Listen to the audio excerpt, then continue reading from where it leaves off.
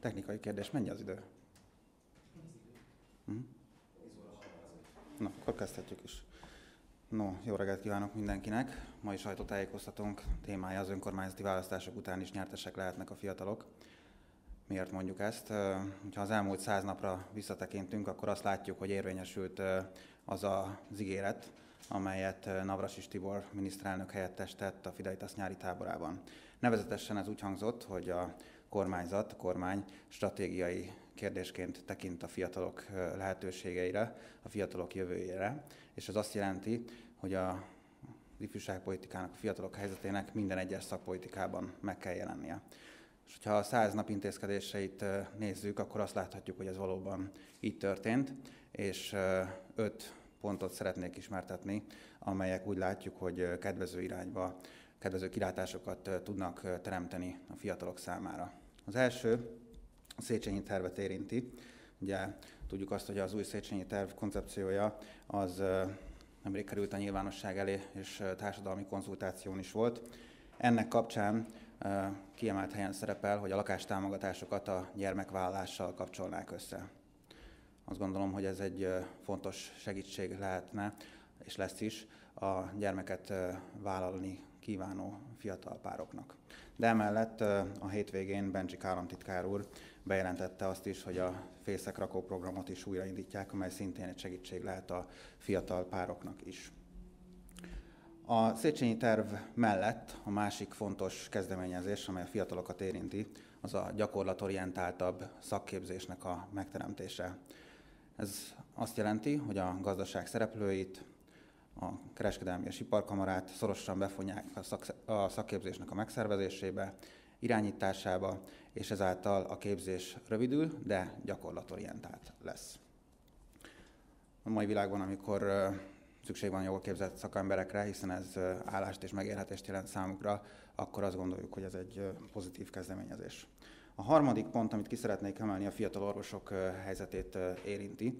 A rezidens rendelet kérdése a szerepelt a Fidesz és a Fidelitas szövetségesi szerződésében is, amit az országgyűlési választási kampányban kötöttünk. Akkor azt határoztuk el, hogy ezt a kérdést rendezni kell, és az erről szóló kormányrendelet 2010. júliusában meg is született. Így lehetőség lesz arra, hogy gyermekvállalás esetén a képzést a fiatal orvosok megszakítsák, illetve azok, akik hiányszakmában jelentkeznek rezidensnek, azok 50%-kal magasabb bérezésre számíthatnak. A következő pont, amit ismertetni szeretnék önökkel, az az egyetemistákat érinti. A diákhitel kamata az elmúlt 8 évben láthattuk, hogy drasztikusan megemelkedett, és ez olyan terhet jelentett az egyetemistáknak, főiskolásoknak, miután elkezdték a munkájukat, amely már visszafizethetetlen volt. Most ez a kamat 8,5%-ra csökkent, és ez a kamat a legalacsonyabb kamatszint a diákhitel, tehát a hallgatói hitelezés 2001-es fennállása óta. És az utolsó pont, amit ismertetni szeretnék, az a nemzetpolitikai kérdésekhez kapcsolódik. Jól láthatjuk azt, hogy egy teljesen új szemlélet jelent meg az elmúlt időszakban ezen a területen, megtörtént a trianoni emléknapnak az elfogadása, az állampolgárság megadása, de egy nagyon fontos és jó döntés történt azzal, hogy létrehozták a határon túli osztálykirándulások programját. Büszkék vagyunk erre a programra, hiszen 2004. december 5-i népszavazás követően a Fidelitas országos választmányán Schmidt Csaba, most országgyűlési képviselő, Tatabánya polgármester jelöltje, javasolta azt, hogy a települési önkormányzatok vezessék be ezt a rendszert, és a közgyűlések támogassák az osztálykirándulásoknak a kárpát-medencei területekre történő szervezését. Ez bizonyos helyeken meg is történt. Most szerintünk ez egy nagyon pozitív kezdeményezés, hogy mindez országos szinten valósulhat meg, hiszen ezáltal a történelmi Magyarország az nem csupán egy térkép lesz a fiataloknak a fejében, hanem élő kapcsolatokkal lesz mindez átszőve. Mindezen 5 pont alapján azt gondolom, hogy jól látszik az, hogy történtek pozitív intézkedések, pozitív kezdeményezések, és a kormányzat célja és a mi célunk is az, hogy ennek a 4 évnek a nyertesei legyenek a fiatalok.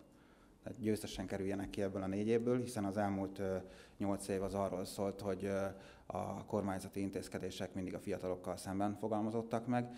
jó néhány sajtótájékoztatón itt is beszéltünk arról, hogy úgy tűnt, mintha az akkori szocialista kabinet hadat üzent volna a fiataloknak. Most ebből az állapotból kívánjuk a fiatalokat kisegíteni, és az elkövetkezendő időszakban is a Fidelitas országgyűlési képviselői, akiknek a száma, tehát akik a szervezeten belül kezdték a munkát, vagy mostani tisztségviselők, azoknak a száma 17 fiatal országgyűlési képviselő van, akik különösen szívükön viselik a fiataloknak a sorsát. Azok továbbra is azért fognak dolgozni, hogy a munkavállalás, a gyermekvállalás és az otthonteremtés az ne csupán vágyálom legyen a fiataloknak, hanem elérhető közelségbe is kerüljenek, és valóban ennek a 4 évnek a nyertességi legyen a felnövekvő nemzedék. De nyilván a kormány intézkedései mellett szükség van az önkormányzatoknak a fiatalbarát politikájára is. Most jó magam az elmúlt napokban, és még a hátralévő időszakban is egy kampánykörúton vettem részt. Az országjárásnak az a célja, hogy felhívjuk azokra a programpontokra a figyelmet, amelyek a fiatalok érdekében fogalmazottak meg a különböző polgármesteri és önkormányzati képviselői programokban. Eddig Győr, Komárom, Fejér, Veszprém, Nógrád, Borsod, Szabolcs, Tolna, Baranya és Vas megyében voltam, és azt láttam, hogy valóban a Fidesz jelöltjei mindenhol rendelkeznek ilyen elképzelésekkel, és ebben a Fidelitasnak a jelöltjei azok hathatósan segítették a munkájukat ezeknek a kidolgozásában. Országszerte több mint 150 Fidelitasos önkormányzati képviselőjelölt van. Én azt gondolom, hogy ezek a fiatal jelöltek, ezek új lendületet adhatnak a felkészültségükkel a különböző településeknek, ahol elindulnak. Egészen kis településektől, tehát például Nógrád megyei Szalmaterstől, Mihálygergén át, szintén Nógrád megyébe, a nagyvárosokon keresztül, szinte minden megyeszékhelyen van Fidelitasos jelölt. Székesfehérváron és Tatabányán a szervezet 2 korábbi tisztségviselője, Schmidt Csaba és Serpalkovics András indul polgármesternek, de itt Budapesten is, akár a belvárosban és szerte szinte minden kerületben, a Havanna lakótelepen is Fidelitasos jelölt indul, és ők már eddig is komoly lépéseket tettek a közéletben a fiatalok érdekképviselete terén. Azt látom, hogy most ezt önkormányzati szinten próbálják megvalósulni. És hogy 3 konkrét példát említsek arról, hogy milyen programpontok fogalmazottak meg például önkormányzati szinten. Szombathelyről kiemelném a Hazavárjuk ösztöndíj programot, amelynek értelmében a fiatal, a máshol tanulókkal a város kötne egy olyan megállapodást, hogyha a diploma megszerzése után helyben vállalnak munkát, akkor az önkormányzat támogatja az ő tanulmányaikat. Azt gondolom, hogy ez nagyon fontos, hiszen jól látható minden településen, hogy a fiatalok elvándorlása az jelentős. Helyben kell tartani a fiatalokat, és ott kell számukra lehetőséget biztosítani az életkezdéshez, és a Fidesz jelöltjeinek ez a célja.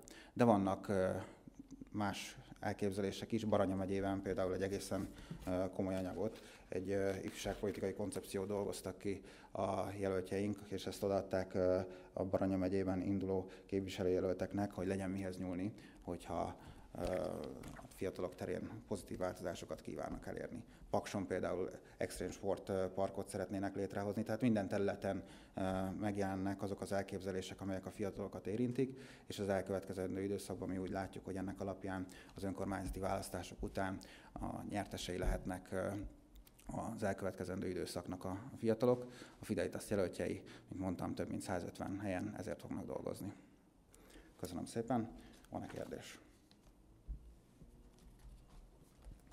Ha nincs, akkor mindenkinek szép napot kívánok. Viszontlátásra!